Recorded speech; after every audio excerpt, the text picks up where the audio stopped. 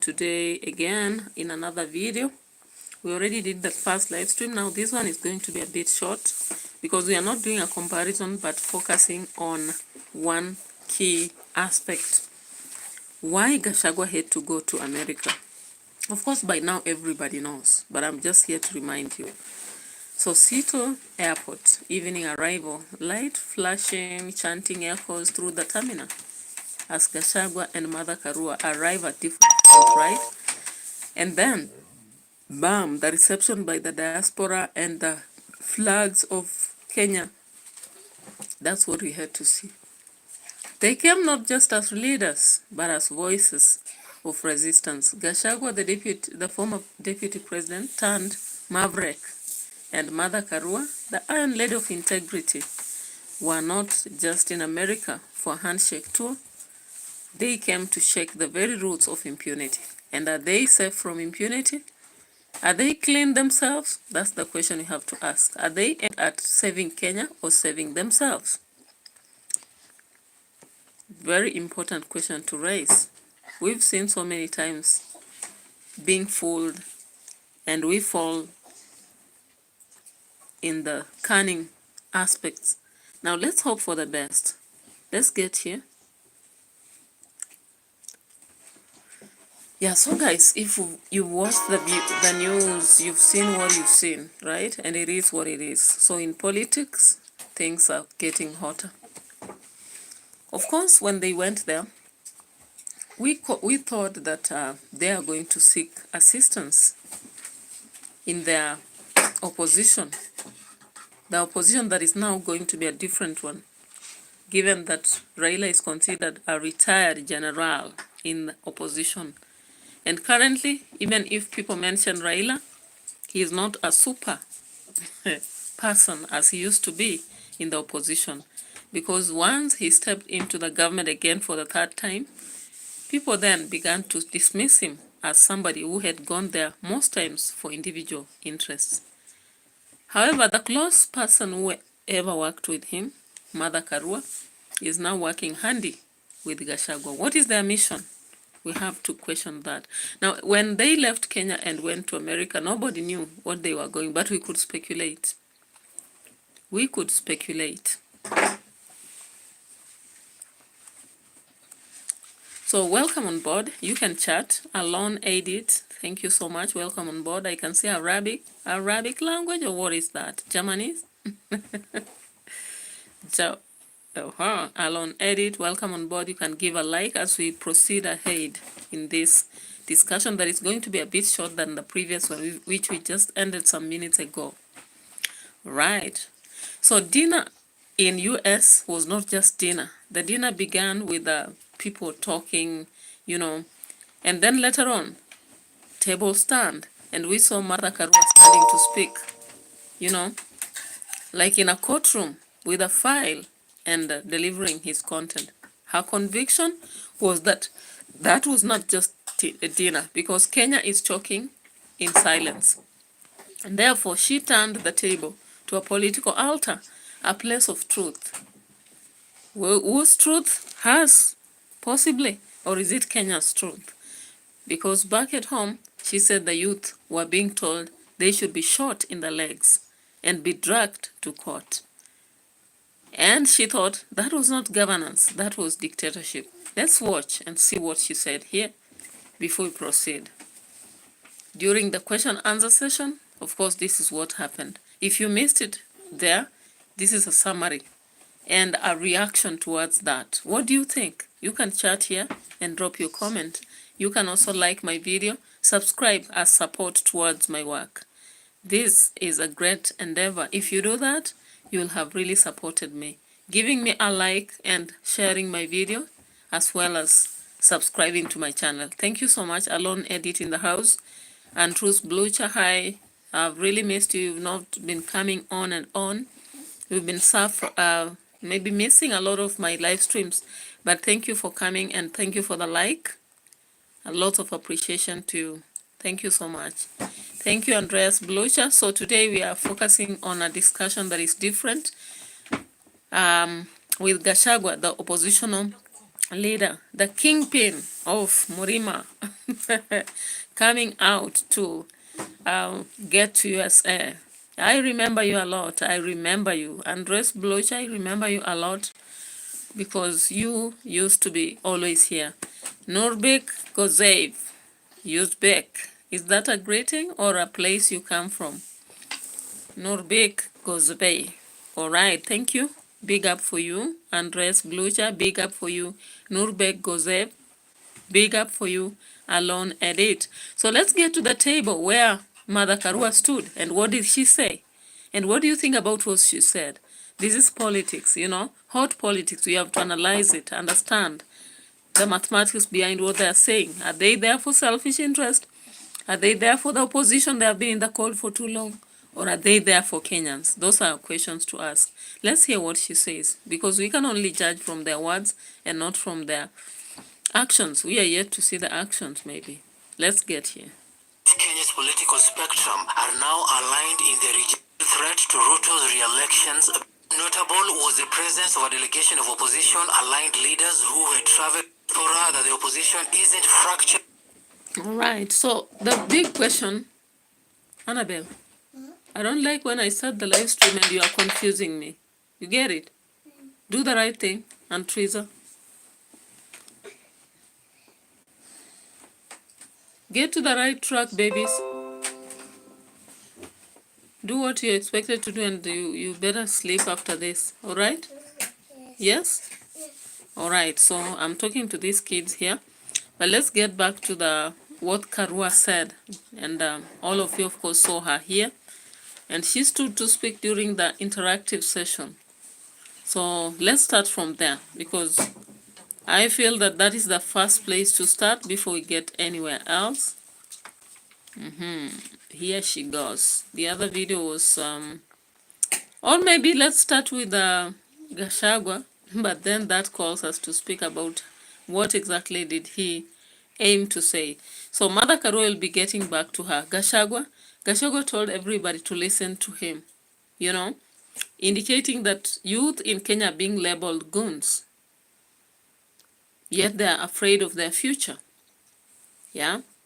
And he talked about a leader who has ordered the killings of extrajudicial killings and is not protecting the country and securing the fears, So let's take to that. And he warned the young people against having a dialogue with the government. For whatever reasons, let's listen to him in a short speech. Right here. Our morals and our traditions. And what William Ruto is doing it as a person, in support of LGBTQ and other immoral practices. Is against what the people of Kenya stand for. Kenyans are people who value traditions, our culture, and our way of life. William Ruto will support anything for money. And that is the problem. And all these things, the solution is just one. What is the solution? Yeah, so we all reclaim our morals and our values as a country and the dignity of the Kenyan people. And a new administration, as it were, would not permit anything of supporting immorality or practices. All right. So when I saw this, I was like, did the opposition talk before he went? And on what maybe basis were they taking their arguments? Because I looked at the church, for example, they are tired with the demonstration, and I think the opposition have realized the same. People are tired with demonstration because of the loss of property and the loss of lives and the fact that they are being infiltrated by politicians. On the other track records, of course, we've had the Kindiki talking about Ruto, who is having a track record of performance. But we expect that you have maybe your ideas here. What do you think? Is Kindiki just doing it to be relevant, or is he telling us the truth? He was also lauding the new IEBC. Yet I've seen that we have people who are collecting signatures so that they go against it. You know? So these are the things that are going on. Now in Kiambu today, of course, we saw Kabogo standing, and he called a name. He called, did he call Gachagua Kihi what? Maybe somebody can remind me. Let's see this. Let's see this. Just to make our work interesting.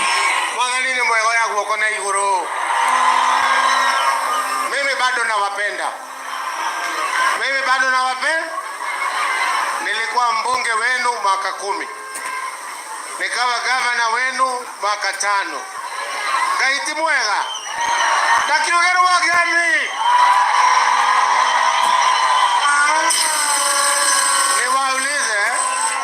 Niwaulize kwa Kiswahili. Ruiru ni mahali ya kabila mingi. Kweli urongo? Akamba mayobo. Masiada. Jaluo idhinade. Mrembe muno. Sasa nyinyi mnataka ukabila ama mnataka Kenya moja? Wangapi wanasema Kenya moja?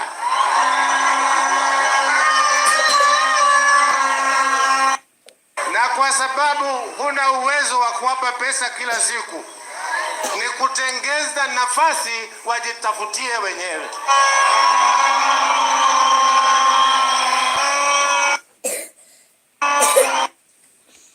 Barabara tunafuata, lekaida mwelando itu. Hemo wangapi wanapenda mimi nifutwe? Mnataka nifutwe? Mnataka Atamemo? Ameenda Moremo kutafuta wazungu. Mheshimiwa Mzee Jomo Kenyatta alisema wabeberu wametufanyia mengi na hatuwezi ramba matako yao. Ni kweli au si kweli? Ni kweli au si kweli? Wangapi William Ruto juu? Hata wacheni niwaambie, hata kupiga karata hapa ni bure. Kuweza William Ruto ni kazi. Ni kazi kabisa. Niende ndamo tayara. Neiga na mekono mera tuthia hamwe. Yote hatuna bendera nyingine, ni hii bendera. Kwa hivyo mchunga hii bendera tafadhali, asante. Na tondu noko he mundu uriganirwo tera mwenzako, King'ara alisema sisi wote ni marafiki wa wageni. All right, so those were Kiambu leaders for you. They do not, those who are there, of course, they did not consider the move by Gachagua to go to America as a wise one. According to them, Kenyatta did not like that aspect. And so he did not want the issue of somebody going to seek for them as Gachagua and Martha Karua has done. Now, let's get to see what Gachagua actually and Martha Karua indicated while there. I've already shown you what Gachagua said while there. The suggestion that they are going to, resurrect the ghost of ICC 207 elections. I don't know whether that is a wise move. You can drop your comments in the comment section to show what you think,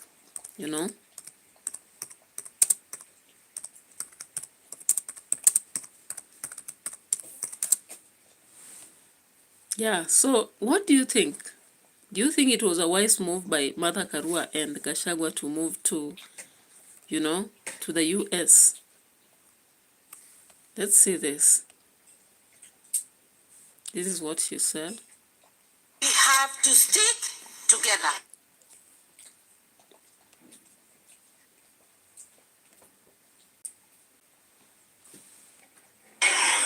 Yes, we are many candidates. And in case you hadn't known, I'm vying for the presidency.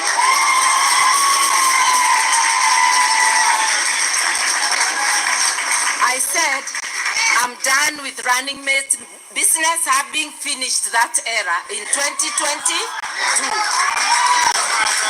But I am also ready if in the unlikely event another person is chosen as a candidate, I will subordinate my... So guys, you saw very well that Mother Karua started by indicating that she is a candidate vying for presidency, because she reported in 20, was it 20 what? That she was done with that business of being a running mate. However, as always, our politicians go back to their word, and she says that she can go back to her word and offer somebody else room. So this is a report she gave while in Seattle. Let's keep listening to it and analyze what exactly is pressing her to go for this seat. We know very well that Mother Karua vied for this position. Was it in 20 what? And she never made it. 202? 202, 207, yeah. And she never made it. So what motivates her to go for it, and what makes her think that it's time? What makes her that she's the right candidate? Let's hear that.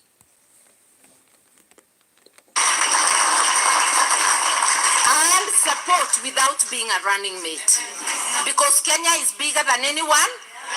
But for now, I am working so hard, and I'm gonna work day and night to be that candidate. But with in mind that Kenya is bigger than any one of us. Because if the whole problem is governance, is about rule of law, I think I got those qualifications. I think I have lived that upholding the rule of law and good governance. And those are the reasons why I resigned from a government that was better led than the current one. From a cabinet position in the Kibaki government, leaving money, power, and privilege, but going with a lighter burden on my shoulders, feeling I am not doing what I should not be doing for the people. Not the name that is the problem.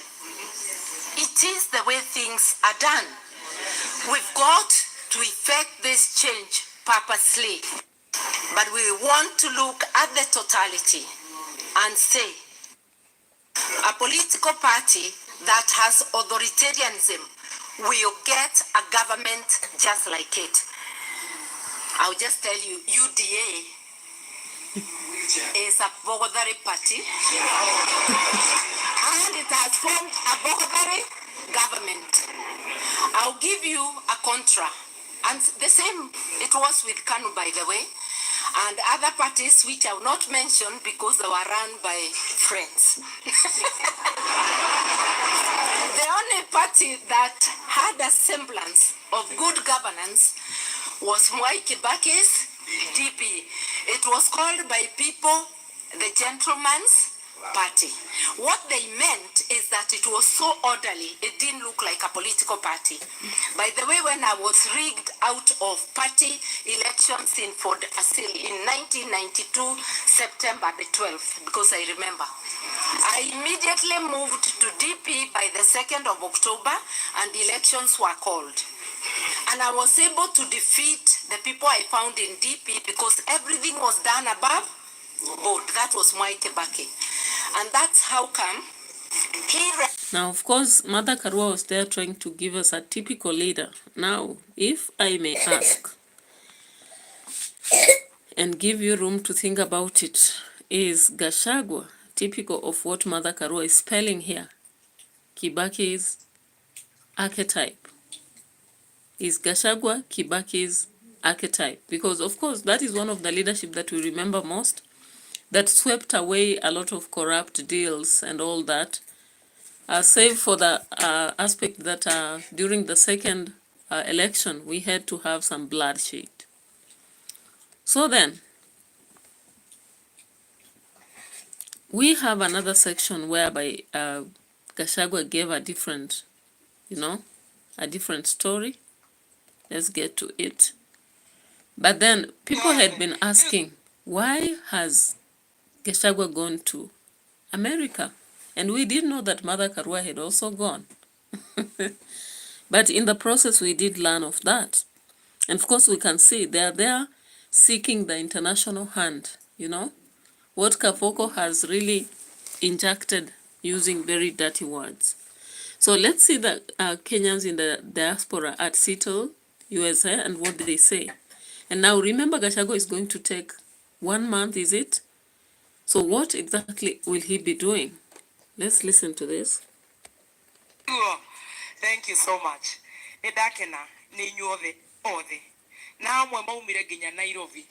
Guku kwina Naomi wa Finsco. Naomi rogamo gotondu umbukire kuma Nairobi. Can you imagine Kenya uria njega? Twina mundu ugwitwo Alfred Matthew one wa Korea financial advisor Absa Life Assurance Company. Mayake mieri itatu akoretwo guku. Kuu ni kuga kuria Kenya kwina But politics are very important in the governance of a country because they are the network.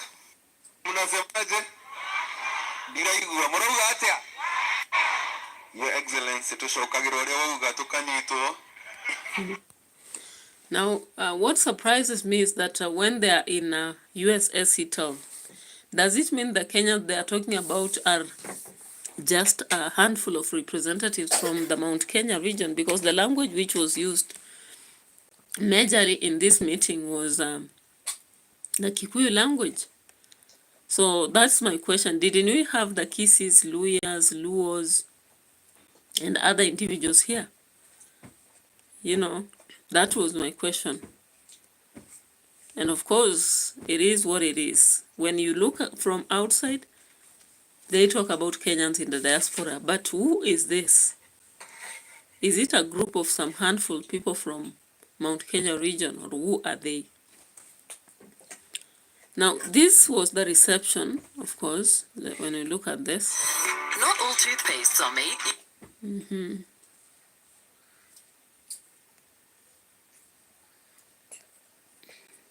The reception part is here.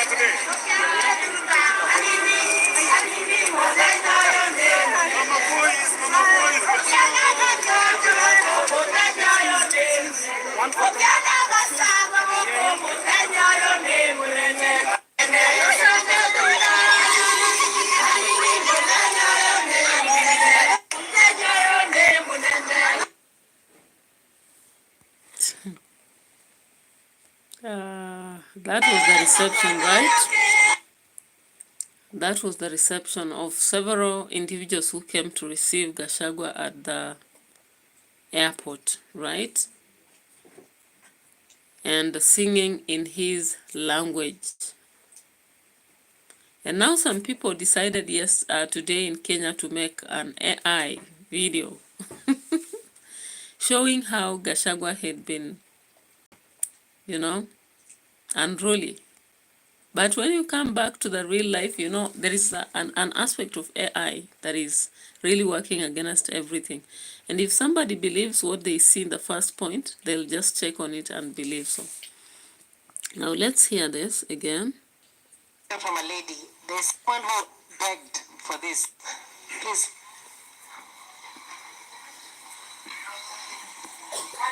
Hello. Welcome.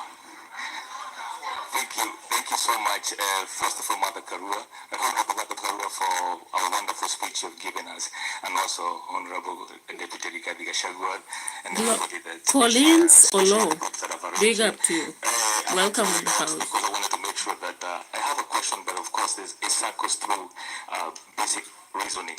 Okay, so 2002, the United Nations Refugee Agency released a report that sheds light on the challenges facing Kenyans and urgent need for change. A portion of the report says the average Kenyan is now poorer than he was 20 years ago, increasingly deprived of health care, education, and adequate livelihood. Much of Kenya's widespread poverty is a direct consequence of government inaction on key policy issues, including corruption, land education, and workers' rights. It is also the global AI market is projected to reach $1.170 trillion by 2032. Do you have the skills needed to seize this opportunity? It is also politically motivated crimes and the looting of government officials and the corruption of public resources, including treasury, government agencies, the books, the other side are also blocking. None of these offenses have faced substantial consequences. This and even today, the lack of accountability is slapped in the face of every Kenyan who is struggling to make ends meet. But remember, age, because we have seen young people who are not up to it, just like old people, but capable. So, of course, in this discussion, we can see Mother Karua disputing the fact of age, the fact of party, and the fact of, individual choices. Yeah? We're asking the people of Kenya, you and me and down with somebody who has killed our young children. What we are saying is, it's not possible to have any dialogue with William Ruto because the guy is a pathological liar. We are actually even having doubts. We are having doubts whether his real name is William Ruto. So, and let me say this. Let me say this. That line of thinking about dialogue is being brought by Raila. Raila is totally irrelevant in the Kenyan political discourse because every election cycle, he loses, he finds his way into government. He wants to be in government, but he doesn't want responsibility. Yeah? Now that became a platform as people are asking questions about the possibility of a dialogue. And you've clearly heard that GACHAGUA disputes that there'll be no dialogue. What if the opposition, because he left behind Kalonzo Musyoka, he left behind Eugene Wamalwa, he left behind Natembeya, he has left behind Muhisa Kitui, we have also this fella, Kalonzo Musyoka, of course, I've mentioned, and this Matiang. What about if behind him they get into a dialogue? You know, somebody was saying that the exit of GACHAGUA from Kenya has become a disguised blessing to William Ruto because he can do anything he wants within that duration that GACHAGUA will be away. He can now use people like Kafoko you've seen in Kiambu and any other person he wants to go convince them that GACHAGUA is not the best candidate because, of course, looking at the aspect of impeachment, you understand what was placed. Collins Olo says ni wivu tu inamsumbua, hakuna kitu ingine. So for Collins Olo, Kenya is okay. And maybe Mother Karua and GACHAGUA are just envious. What is your thought? That is Collins Olo's thought, and we respect it in his view. That is what he thinks. Ni wivu tu, you know, that was a common statement that Mwai Kibaki introduced. Mwai Kibaki, anytime people would quarrel, he would say, ni wivu tu, inasumbua. Hakuna kitu ingine. So Collins Olo has decided to join Mwai Kibaki, the former. Ni wivu tu, inamsumbua. Hakuna kitu ingine. All right, I don't know whether you believe the same, whether if you are a Kenyan, do you believe the same that ni wivu tu, inasumbua. Hakuna kitu ingine, or you believe there is something, you know. Do you even believe there is need for any change in the leadership of Kenya? Or do you think everything is okay, you know? Eric Arwam is saying, I don't expect anything positive from you and Olo. You, me. You and me. Why? Eric Arwam, why? Why don't you expect anything positive from me? Why don't you? You are not saying why. Because as for me, have I given any opinion that makes you think that you can't expect anything from me? And what should you expect from you, Erica Ruam? I can see the mood. The mood of what? The mood of you. Are you seeing the mood here or elsewhere? Because I've done a lot of analysis, and you better go check on them before you can give a clear message. Erica Ruam, if you know what Mike Kibaki said, I'm using that, you know, if you understand. Erica Ruam, one-sided analysis is you, because for you, you just jumped in 2 minutes ago and then you started rapping. Continue rapping, because as for me, my political analysis is never one-sided. I do both-sided analysis. And of course, I am asking questions here, so you better answer the questions I'm asking. Or if you are not ready to answer them, you just shut out and maybe get where you belong. Because here I do analysis, and those people understand me. I do even Jamaica, I do Togo, I do Kenya, I do all over the world. So you are one-sided. It's you, Erica Ruamu, is one-sided because you jumped in. You don't even know what I'm talking about. And that statement, if you know the former president of Kenya, Mwai Kibaki, he is the one who said that statement. And that is why it's very humorous, because alisema ni wivu tu.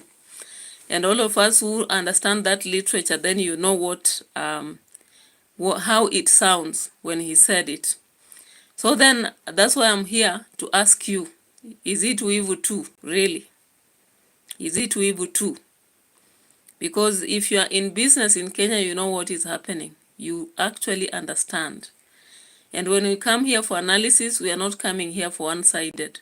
And if you are a critical person, if you are a critical person,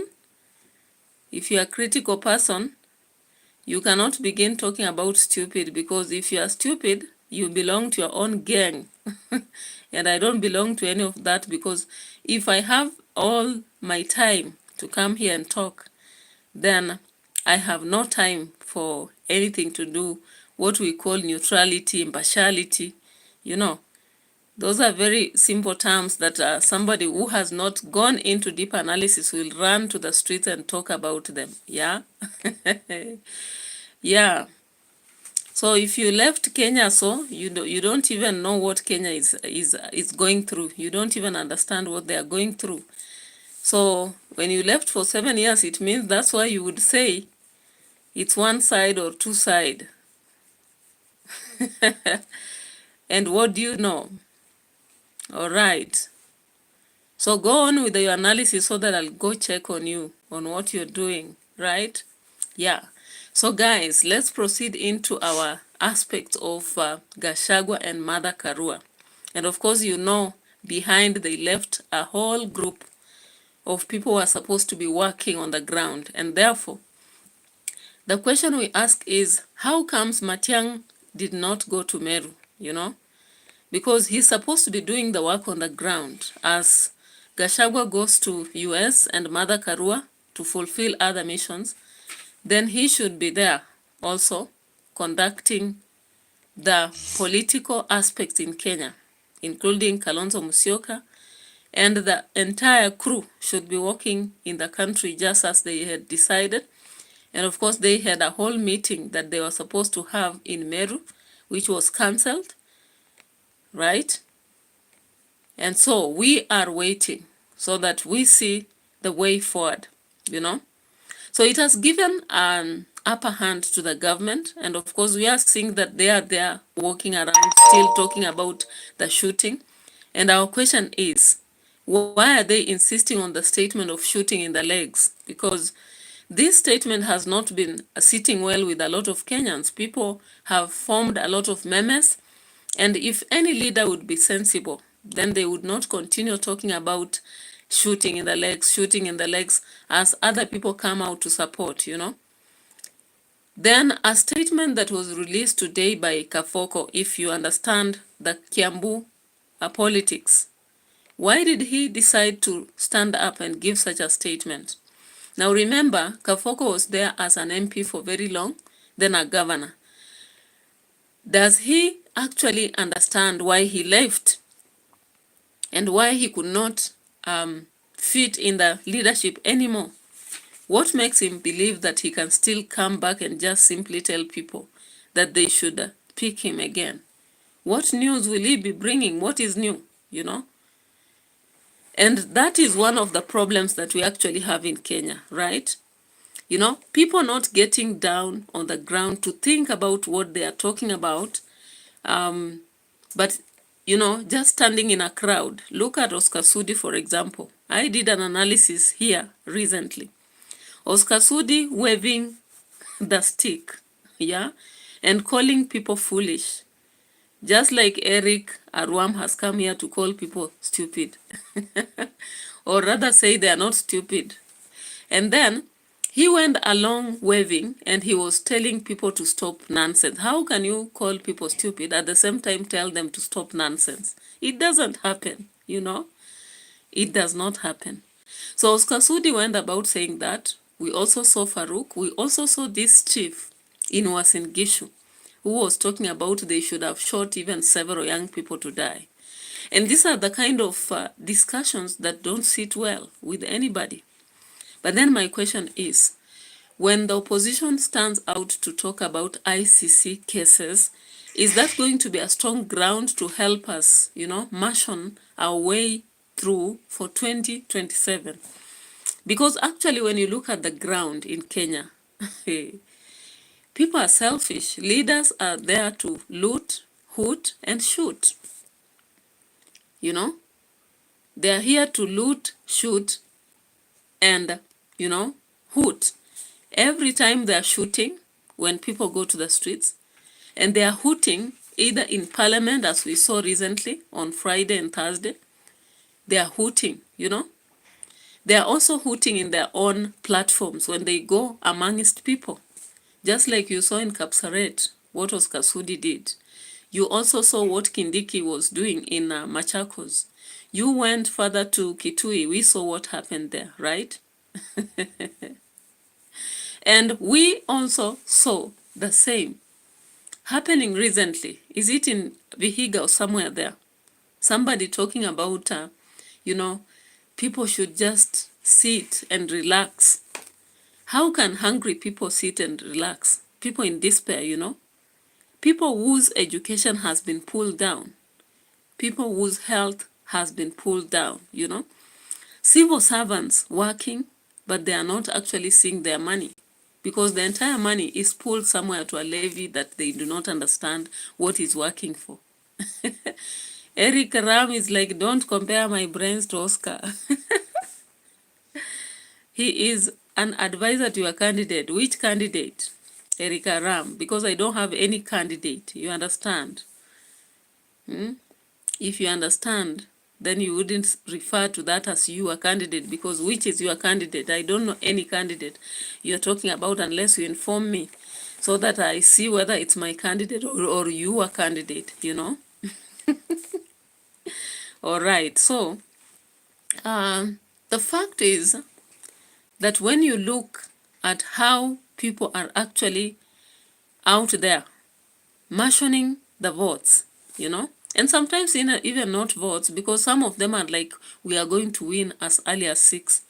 That statement already shows that there is a lot of disregard for voters, a lot of disregard for citizens, a lot of disregard to what people think or what the voters really are. Because if someone already knows that they are going to win, then what are they trying to tell us, you know?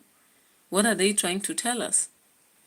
So then my question is, why GACHAGUA was in the US. So, Eric Avram, tell us, now that you left Kenya 7 years ago, probably you are in Seattle, tell us, apart from what we saw on the platform, why did he come to the USA? You know? Apart from what he has said that he's going to marshal the ICC aspect, apart from what he has said that there is the one-term aspect, apart from what Mother Karua has said that she's going to be a candidate, and the same applies to Gachagua has said he will be a candidate, of course, before they have maybe the collusion movement and pick one candidate, because that is the discussion that is going on in Kenya, with people wondering whether Matiang'i will be the one to run, or Gachagua, or Kalonzo, or any other person in the crowd, you know? Yeah. So you can only create theories, but don't pin me on any candidate. Because who is even the candidate up to now? Who is the candidate? If we can actually see the opposition has so many candidates, and we hope that one will stand out, and will not have the distraction of Kuria, for example, you know? Kuria resigned recently, and he was cheating Kenyans that he's going to personal work. But all of us know that a Kenyan politician never retires. Kenyan politicians only die to exit politics. They don't retire. So the fact that he's claiming to be retiring to his personal aspects, I don't believe so. Personally, I don't believe so, because he was on an interview and he had said, William Mwakisha, welcome. Williamson Mwakisha, welcome on board. And you can contribute toward the discussion, because actually, when we see what happened, Kuria recently resigning, yet he had been there accusing Gachagua of so many things. He had been claiming that he is the closest person to the president and he can reach him anytime he wants. Then now, he was also telling us that there will be no election in 2027, whatever he meant, you know. He was saying that it will be the situation of 202. And that was pulling down voters, because how can you tell the citizens that there is no election that year, you know?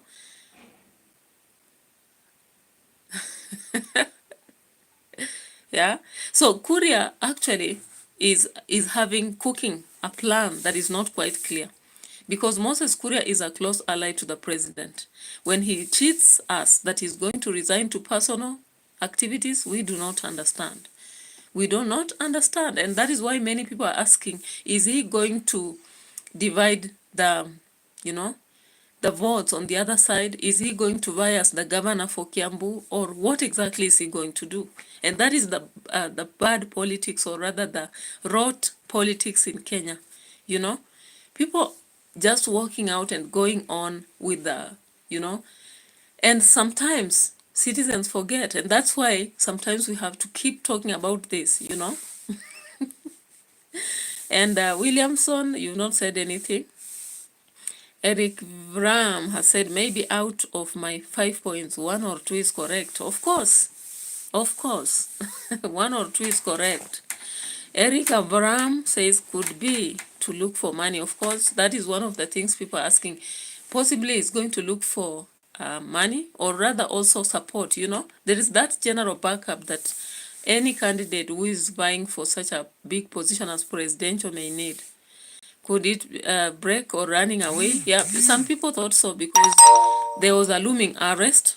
There was a looming arrest that the government was planning for Gachagua. And so people said that he broke away because he knew what was coming. Remember, Gachagua is not a fool. He has a lot of informants in the government. And that is why he has been slowly dropping bombshells, to the surprise of this president and his allies, you know. They have been surprised how he gets this information and unleashes. And most of the times they always claim they'll arrest, but they can't, because they know whatever he says is right about them. And that is why I always use the analogy of when a wife divorces with her husband, even though she may say out of bitterness some things about the husband, most of the things she said will be true. So as far as people say he's saying out of envy, out of bitterness, and from the statement who gave, there is somebody who gave a statement here before Eric came, Collins Olo. As long as people think that he's doing out of envy, it may not just be that whatever he says is false. Why? Why haven't they ever arrested him? They can't arrest him because they know what he's saying is true. And he has a lot of things, or rather other secrets that he would reveal if they attempted that, you know? That is probably why they can't arrest him. And if they dare do that, of course they know the repercussions. So they are afraid. And of course, this move for GACHAGUA to go now international will be something to shake the government more, because they'll think that maybe he has already shared, or rather spilled the beans internationally about what they have been doing, because he was in the government. If a crocodile wakes up one morning, do we say that? Yeah. If the crocodile wakes up one morning and goes and tells us that the alligator is sick, you know, can we doubt the story? We cannot. However much they had the fallout, the differences, the kind of audacity he has to go out there and share the stories he shares, it's at a different level. He doesn't speak like someone who is not confident and lacking, that backup. Anyways, that is my analysis for today, and I'll continue with it. I'll continue with this analysis. You know, Eric Abram says maybe he wants to test the strength of Matiang'i, Kalonzo, and others. Yeah, and that is why I'm asking, why is it that Kalonzo have sat down? Matiang'i have sat down. We are not seeing Muhisa Kitui, Eugene Wamalwa, and who else? We are not seeing them in the streets anymore. It's like they were standing behind him and only backing up from behind. So they may not be strong candidates as they claim to be, because Matiang'i had to cancel the tour to Meru, and that communicates a volume. It communicates a volume. We've not seen Kalonzo doing anything. But when GACHAGUA was in the house, they traveled all the way from Mombasa, Kilifi, to Machakos, to Kitui, and then they went to Meru, not actually Meru, but the sides of Central. And then they came to Western, Busia, Kakamega, Bungoma, Kitale. And then the next tour was supposed to be Meru. Cancelling it was a sign of weakness for Matiang'i, because it was a time to prove that he can stand before the people and speak. But of course, everybody knows currently that the kingpin of Mount Kenya is GACHAGUA. Everybody knows that he's the kingpin. When he stands to speak, he directly responds to the president, and he's not shaken. He takes presses to his home. He goes for interviews. When he goes for, he reports in a place, he's like, "Hi, cousins." Hi, cousins. He's like, "Hi, mashemeji. Hi, bros." And people will listen. And he will drop a bombshell after bombshell. Bombshell after bombshell as people listen until the tour is over. And sometimes the planned attacks on his rallies speak volumes also, because why would you attack or be bothered by somebody you don't fear? You know?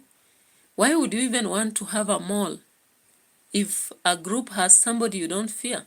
You know? So there is a lot that we'll keep discussing here. And of course, in relation to GACHAGUA's tour to USA, because every minute they unleash something.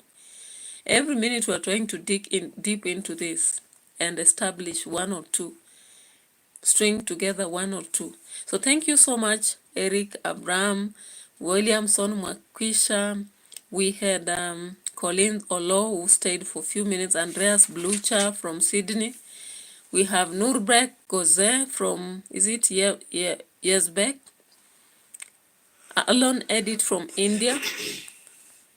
Who else was here? There are so many other people who are here, but they never actually got to chat. But thank you so much. Thank you so much for your presence here.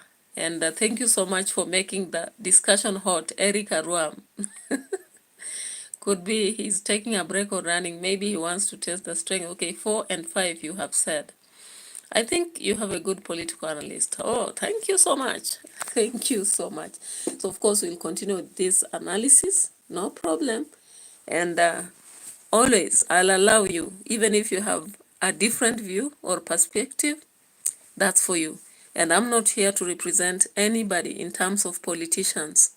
I'm here to do my analysis because my critical perspective is what I'm looking into. And that's why I don't have, an answer, a conclusive answer. That is why I have your thought integrated. That's why I have to question what you say. That's why I have to dispute your opinion when you say maybe I'm representing, I'm not.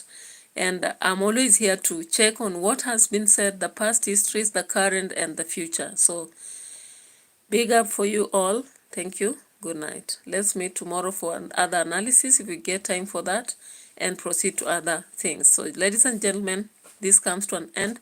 If you wish to support the channel, of course, you can get to inbox. And let's keep growing from, we began from nowhere and we are going somewhere. I know we have a long way to go, but at the end of the year, I hope that I'll be doing well with a lot of subscribers, a lot of shares, a lot of likes. You can support me by liking my video, sharing, alerting other people to begin following me, and that will be so great of you. Thank you so much as we come to this end. Have a good night if it's night in your country. If it's daytime, have a nice day. Bye-bye for now. Let's see another day. All right, so Colleen Solo says, we are together. Thank you so much. As I've said, big up to you, Colleen Olo, Evram Ivam, Williamson, Mwakisha. We had Andreas Blucher, normally from Sydney. We had Alon Edit from India. And maybe other people may be watching the video later from different countries. I normally have some audience from different places, including Jamaica, because I'm really doing politics of Jamaica, Togo, Nigeria, South Africa for you. So bye-bye, even my fellow Kenyans. Let's hope for the best, because Life Saga TV believes in positive change. We also believe in justice, and we believe in peace. So one love. So let's have a nice time. Thank you. Thank you for the subscription, Aram Baram. May God bless you.